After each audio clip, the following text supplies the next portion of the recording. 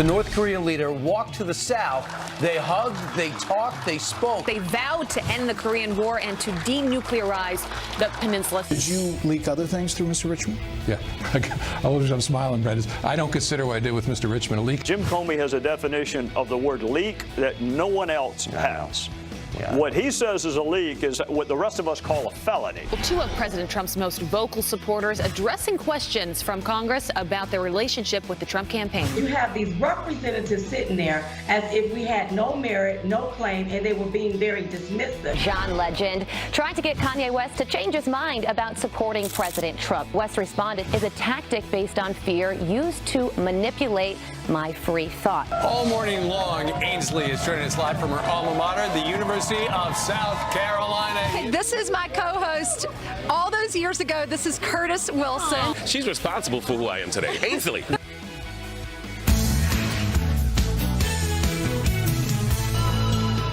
Don't stop believing.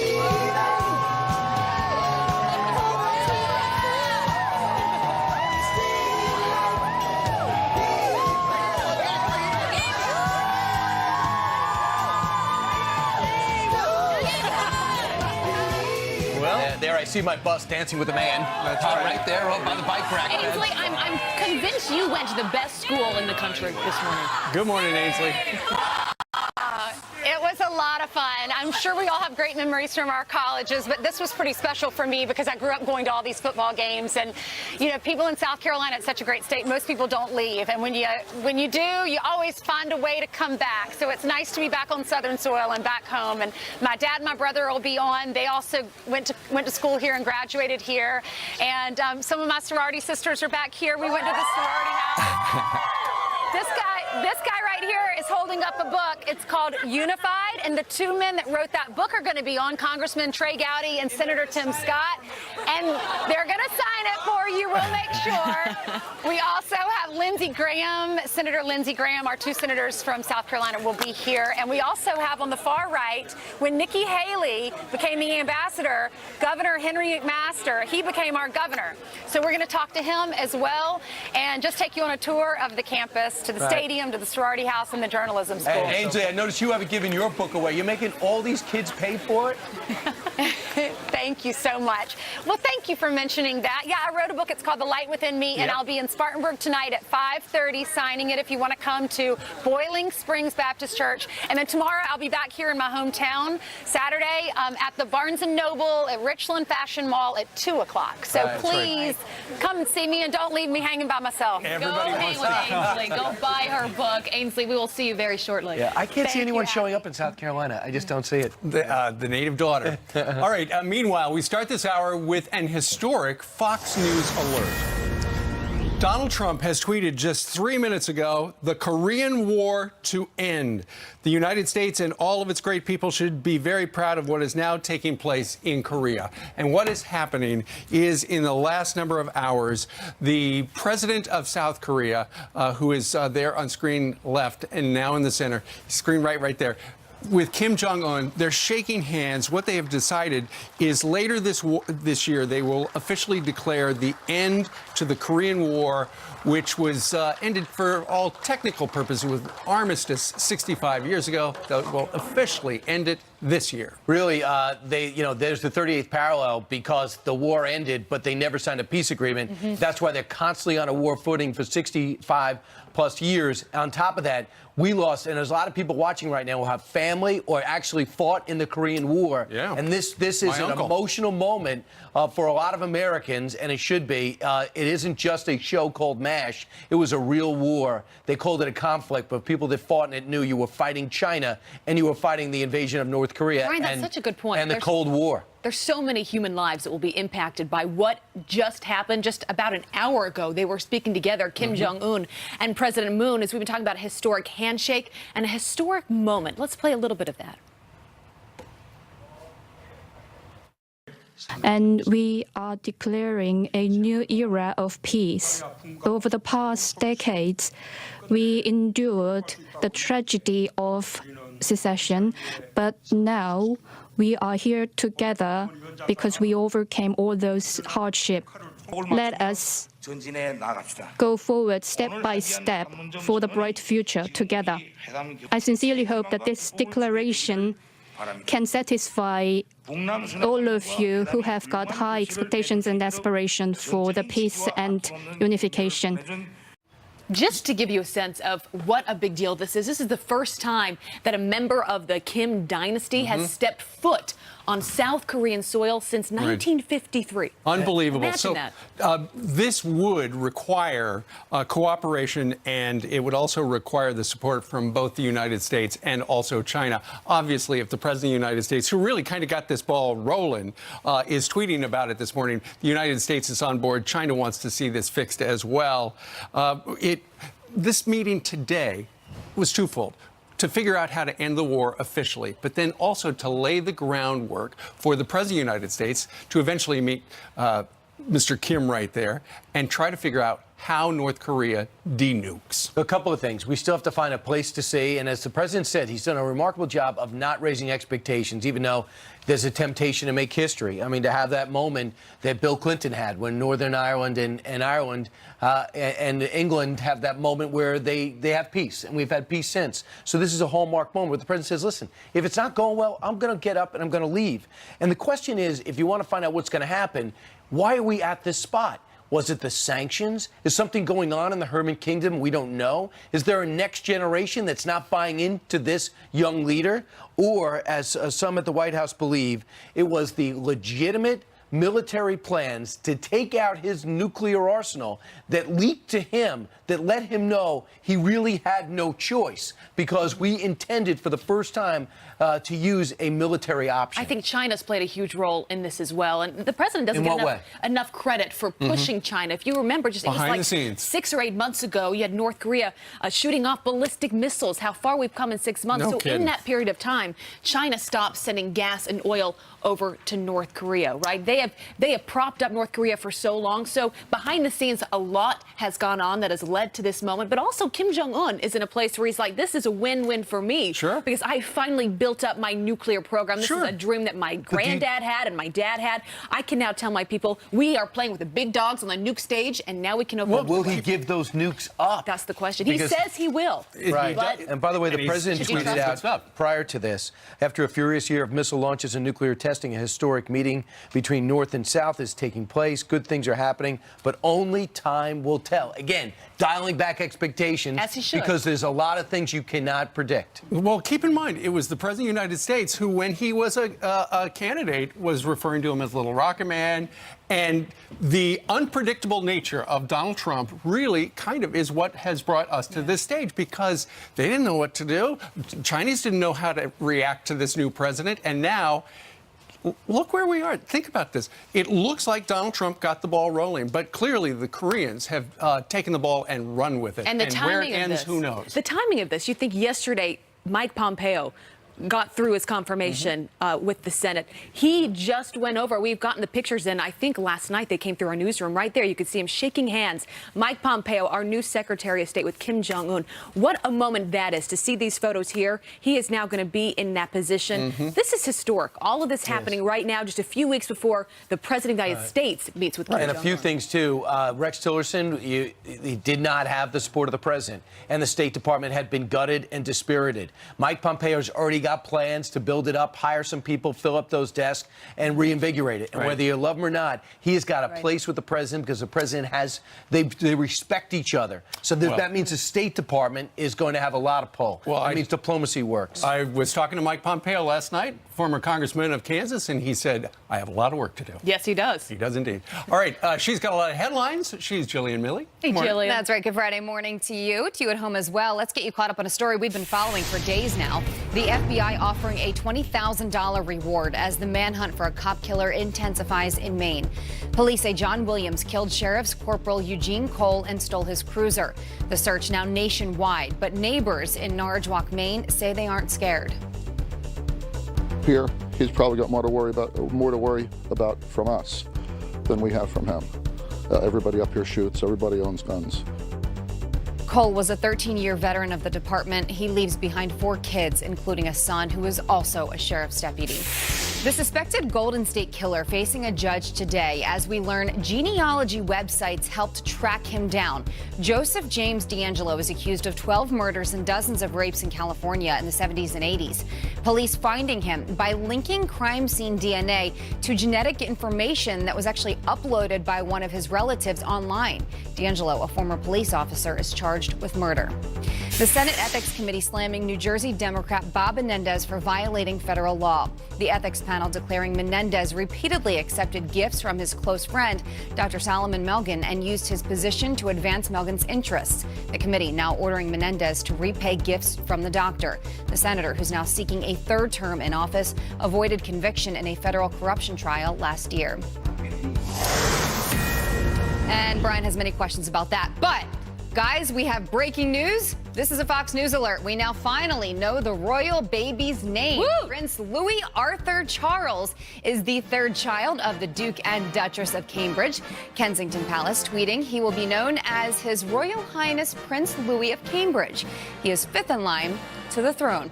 And I don't recall, was that on the list of guesses? Not names we had suggested. Okay. Right. It has caught a lot of people off guard because it's like, where's that coming Because from? I thought it would be Philip. Passed down the family. Or Albert. Arthur, Albert. Yeah. And of course, when your name leads with Royal Highness, he's going to fit right in kindergarten. That'll be fantastic on the name tag. Totally relatable. Hey, Billy, sit down. Royal Highness, you can do whatever you want. He'll always Louis. be Lou. Right. Louis. Yeah. Thanks, Julian. Yeah, That is good news. I'm sure it'll be Lou. All right. Congratulations. Now that that's done, everything else is just gravy. We can move on. ISIS is known for its horrifying videos, but did you ever imagine seeing those savage terrorists play leapfrog? That's appearing what it is. Meanwhile, James Comey makes a stunning admission about that anti-Trump dossier. That the DNC and Hillary Clinton campaign had funded Christopher Steele's work. Yeah, I still don't know that for a fact. Come on. Congressman Ron DeSantis is live with us to react next. And more from Columbia as we roll on live from South Carolina.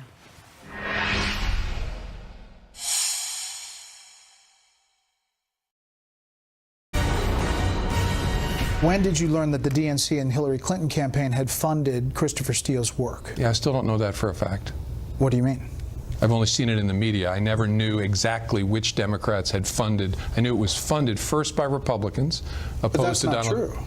I'm sorry? That's not true. That the dossier that Christopher Steele worked on was funded by Republicans? My understanding was the activity was begun, that Steele was hired to look into, was first funded by Republicans, then picked up, the important thing was picked up by Democrats opposed to Donald Trump. Former FBI Director James Comey there with Bret Baier claiming he never knew the DNC and the Clinton campaign paid for the anti-Trump dossier when Steele got involved. But is that possible? Here for reaction, Florida Congressman, he's a Republican, gubernatorial candidate, Ron DeSantis. Ron, good morning to you. Good morning. So, what do you think? Mr. Comey telling the truth?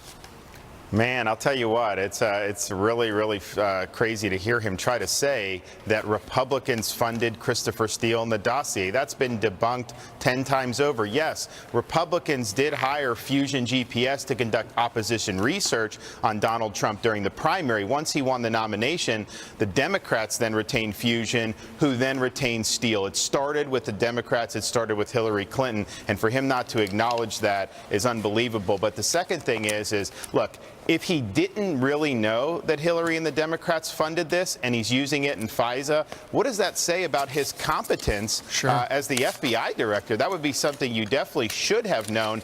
I think they knew it, but I think Comey's problem is in early 2017 when he was talking with the Intelligence Committee, he basically repeated that same thing where he says, look, I think Republicans started this. You know, that was obviously not true. So I think he thinks to acknowledge that those statements were wrong would put him in further jeopardy. What about the other thing that got everybody's jaws dropping, and that was when he said that essentially that he did not consider him handing those top secret memos over to his pal up at Columbia University to leak to the New York Times to get the special counsel thing rolling. He didn't consider that a leak. What is a leak to you, Congressman?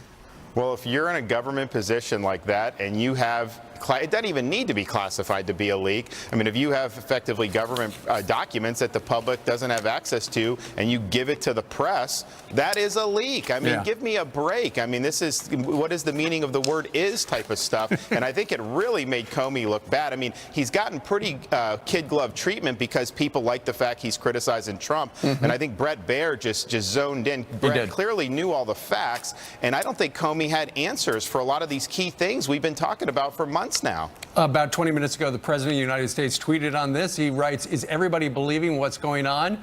James Comey can't define what a leak is. He illegally leaked classified information but doesn't understand what he did or how serious it is. He lied all over the place to cover it up. He's either very sick or very dumb." Remember a sailor, and there he's talking about that sub-sailor Christian Saucier.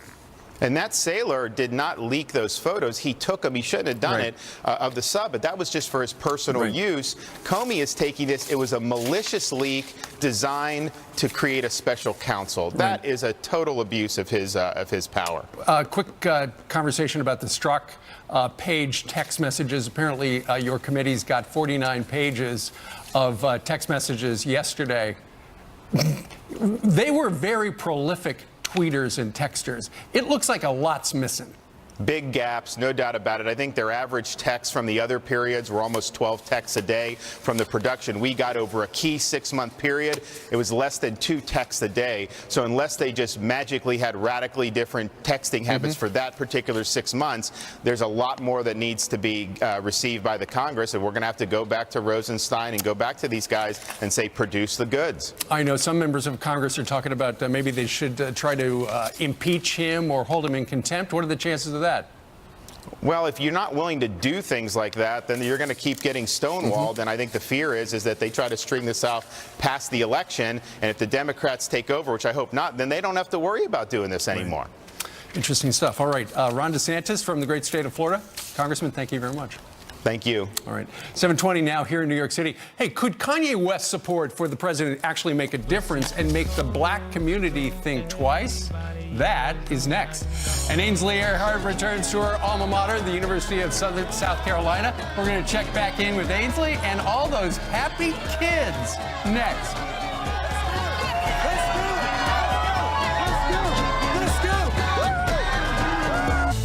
Welcome back. About 25 minutes after the hour, we are back with some quick headlines. An asylum seeker arrested in Italy for plotting to carry out an attack in the name of ISIS. Italian police nabbing the 21-year-old Gambian national near Naples.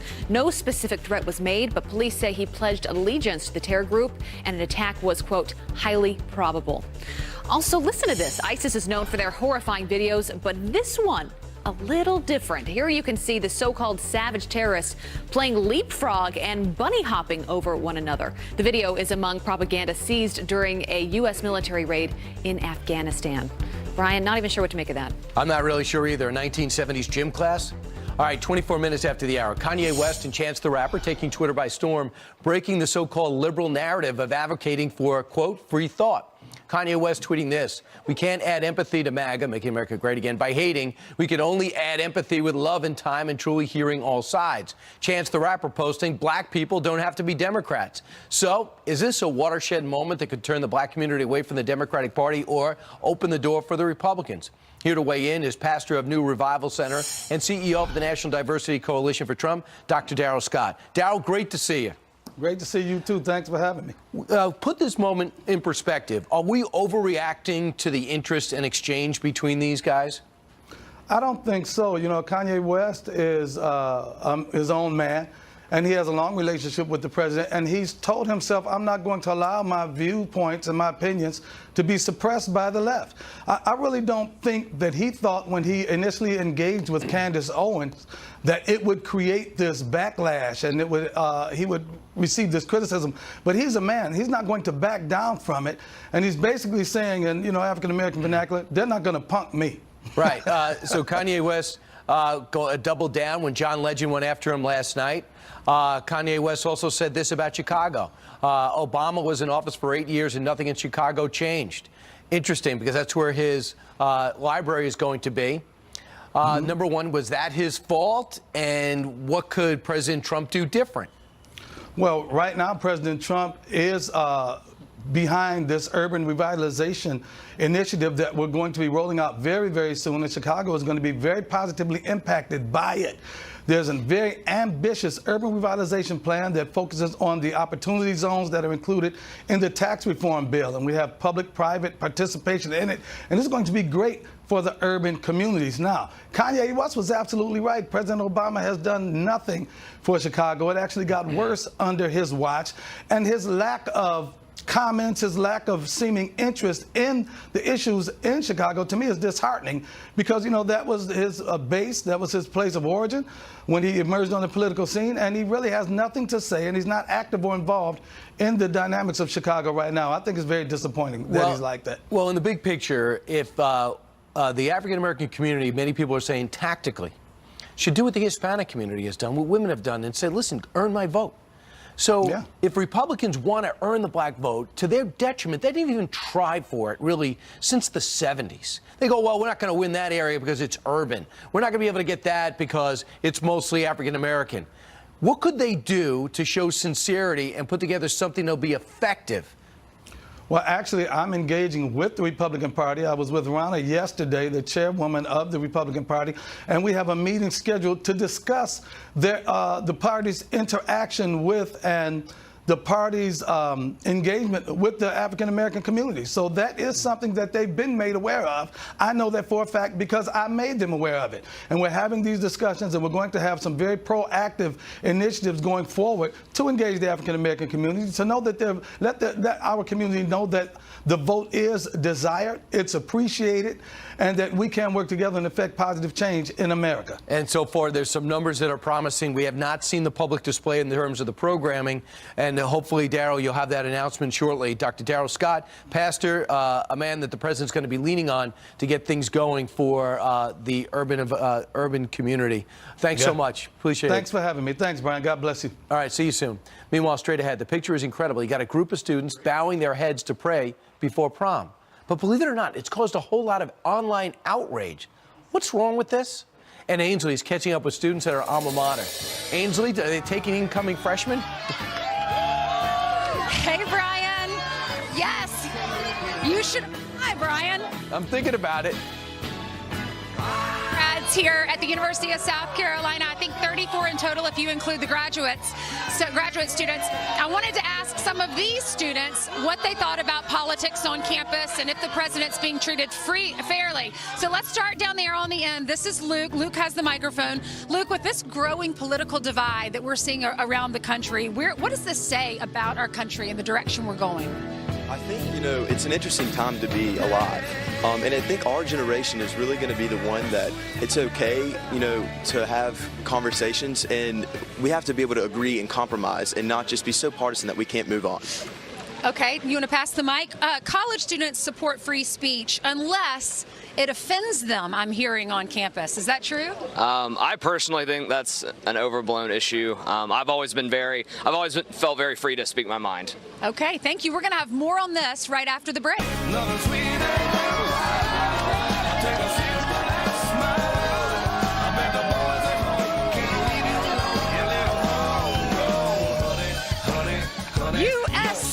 USC.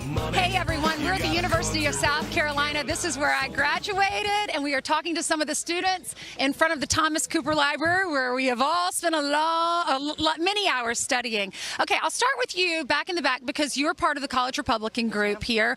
Are you the president of the group? I'm the vice chair. You're the vice chair. And what is your full name? I'm Jacob Vining. Where are you from? I'm from Lexington, South Carolina, so I'm from just right down the road. Okay, yeah. So we're talking about politics, and we've been chatting during the break of what you're facing on campus, and you were saying you wanted to talk about whether or not the president's being treated fairly by the press. I mean, I think it's just an issue that it's obvious to see. I mean, there is media bias, obviously, but I think the president has navigated around that with his use of Twitter, kind of how FDR used the radio and Reagan has used television. He's really used that to his advantage, and I'd love to see the president use Twitter to talk about issues that he's doing well on that maybe the media won't cover. And I think that's a powerful tool that he's been able to use and could continue to use to push his agenda and move it forward. Okay, will you pass the mic to the young lady in front of you, Yanelis? Hi. Yeah, I'm Yanelis. I think that we're in an interesting time right now because President Trump is not like any other president we've seen. I'd actually like to see him use Twitter less. I think that he is kind of explosive on there and says a lot of things that maybe he shouldn't. And I think it would be a good idea to kind of Do you think the be more left would like presidential. him more if he would stay away from Twitter? Possibly, yeah. I think that if he was more presidential on Twitter, that he would be liked more by the left. Yeah. Would you pass the microphone to the back, please? Tell me your full name. Alan Devlin. And where are you from? Atlanta, Georgia. Okay, what do you think about this issue? Because the president is using Twitter. He says I have to use social media because of all the fake news out there. I believe that it is impossible to be unbiased, 100% unbiased. And when it comes to Trump using Twitter, I think he's free to use Twitter if he uses it correctly. As the president of the United States, I feel like sometimes he can get kind of outlandish with his tweets. And like you said earlier, I think the left would be happier. I think the right would be happier too if he kind of calmed it down sometimes and remembered where he is and what kind of position and how much power he has as the president of the United States. Okay, will you pass the microphone up here to the front? Introduce yourself, please. Hi, my name is Taylor Klingenpeel, and I'm with the College Democrats of South Carolina. I think that the president really needs to calm down on Twitter, but mostly it's every tweet that is so egregious and every tweet where he's attacking somebody, I do truly think reduces the office. Okay. And I'm not saying I would vote for him if he stopped, going on Twitter, but I do think he should stick to the issues more rather than ad hominem attacks on people. And back here, what's your name, please? I'm Dinesha Wright. And where are you from? I'm from Myrtle Beach, South Carolina. Okay, good. Beautiful area. I wanted to ask you about Kanye West because he supports the president, loves the president, and getting a lot of backlash. What's wrong with him liking the president? Why are some in the black community? John Legend is saying so many people who love you feel betrayed. What's your reaction?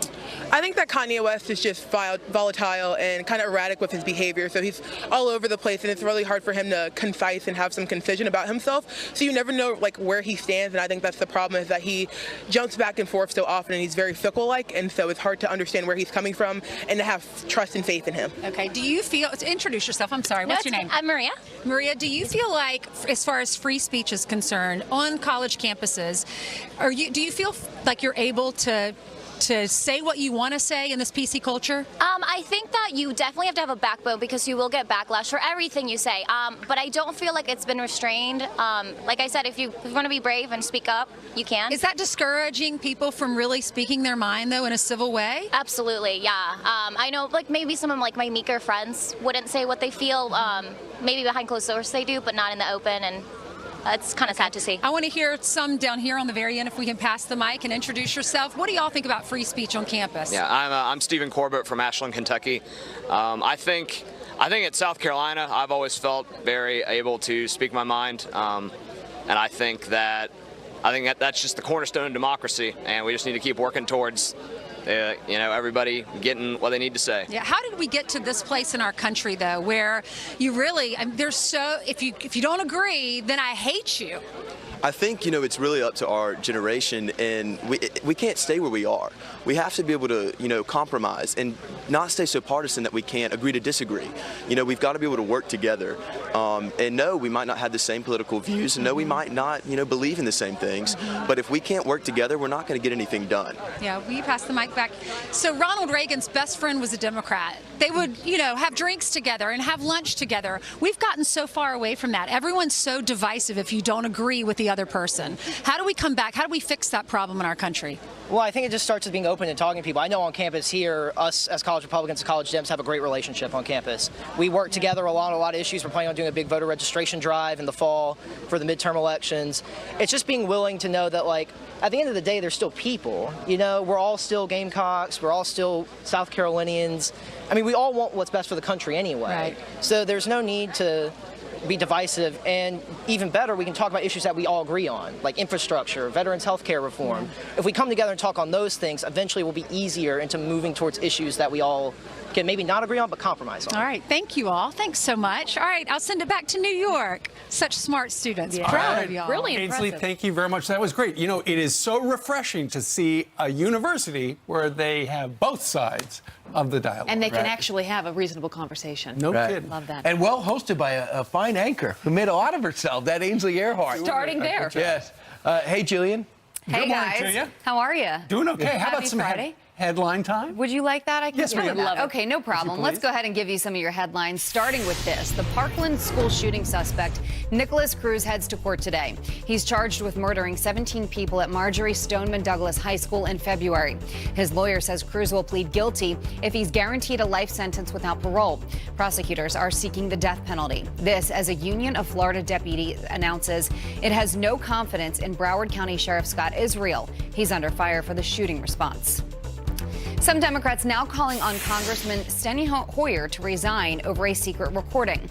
A Colorado candidate for Congress, Levi Tilleman, recorded the Maryland representative urging him to drop out of the primary against another Democrat, Jason Crow, who's supported by the Democratic Congressional Campaign Committee. I'm running a campaign against Crow and against you and against the DCCC because you guys are on Crow's side. Yeah, you know, frankly, that happens in life all the time. House Minority Leader Nancy Pelosi is standing by Hoyer, saying he did nothing wrong. Outrage and anger simply because a group of teens were praying. A journalist sharing this photo of the pre-prom prayer given to him by the mother of one of the girls. One critic commenting online saying, quote, saying grace over your food says nothing of your moral compass, integrity, or character. The teen's mother says the kids are great and she's focusing on the positive messages. Come to your screen, take a look at this. Security cameras rolling when a three-wheeler cab crashes right through the wall of a business. Now, it actually appears to be driverless, right? Doesn't it? But guess what? That's a dog. It pops its head up. The cab driver says he left his dog alone in the vehicle with the engine running, the canine knocking it out of park and right through the store in China. Is that not insane? Only in China. A dog, just that's crazy. That's going to be like that Farmers Insurance ad. Yes, we've got the exhibition right over here. And the time the dog ran the three-wheel cart. Nuts. Crazy. Thanks, Jillian. Thank you. All right, coming up on our Friday telecast, Senator Lindsey Graham, Kellyanne Conway from the White House, Congressman Trey Gowdy, and Senator Tim Scott. All coming up live. They're down in South Carolina. Plus, the tragic story of baby Alfie Evans sparking outrage across the world. Does this case show the real horrors of socialized medicine? Well, Stuart Varney is fired up about the story. He's joining us live on the couch next as Fox and Friends rolls on from New York and, of course, South Carolina. Stick with us.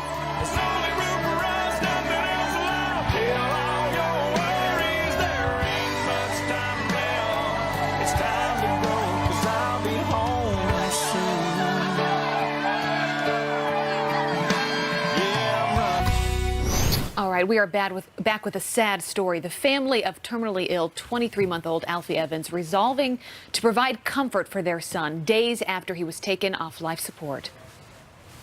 Together we recognise the strains and recent events have put upon us all, and we now wish for privacy and everyone concerned. In Alfie's interest, we will work with his treating team on a plan that provides our boy with dignity and comfort that he needs. Yep, the family losing every legal challenge to seek outside medical care for little Alfie, like a trip to Italy, including traveling there for doctors willing to treat him. Does this case show the real horrors of socialized medicine? Stuart Varney, host of Varney & Company, says yes. Yes, it's certainly part of the story. Item number one, in a socialized medical system, the government does indeed have the power of life and death over patients. And that's shown in this case. But I find even more extraordinary and incredible is the decision of the judge to stop the parents taking the child to another country for the treatment which they think the child needs. I find it inconceivable that a judge should actually prevent the parents from getting the treatment for their son that they think he needs and can use. How they can do that, I don't know. Look, wait a second. I don't think that would happen in America, because we have a constitution, and our constitution says you may move freely.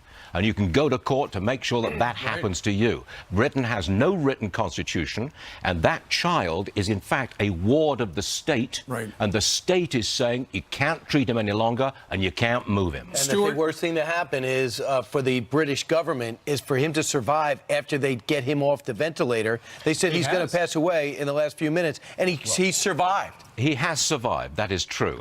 It just points up the whole problem of life and death in a socialized medical community Stuart, like Britain. This is a death panel.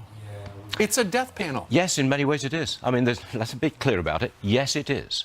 This judge has passed a death sentence on that child. That's an extraordinary thing. And it is so heartbreaking. Quickly, it's terrible. Stuart, I want to get your thoughts. Finland is going to end its universal basic income program by the end of the year. So they've been paying people 25 to 58 who are unemployed $685 a month. And Just now to they're live. realizing, well, they're not motivated to go out and get a job. You want my This fast can't opinion? last. Thank goodness that this experiment is coming to an end. The Finns have finally realized that maybe people won't work at all. They just sit on the couch. Government taxpayers subsidize couch potatoes. Good. End it. They've got experiments to do that in America. End them now. As far as I'm concerned, you want money, get out there and work for it, please. And by the way, Bernie Sanders and others are going to basically running on that. Free money, free everything. Yeah, that's right. Right. You think that's a winning proposition? I hope it's not. But it sounds like they're going to finish it. Oh, that was weak. I had to Steve. stretch out that and about 5 syllables. Hey, All right, watch Stuart, Stuart 9 to noon. He really is counting on you. FBN. All right. Thank you very much. Coming up on the telecast, Geraldo Rivera, Kellyanne Conway, Congressman Trey Gowdy, and Senator Tim Scott, all live. Coming up. And new Secretary of State Mike Pompeo making his first trip overseas hours after being confirmed by the Senate. What will foreign relations look like under him? Senator Lindsey Graham voted for Mike Pompeo. He joins Ainsley live in South Carolina. There he is.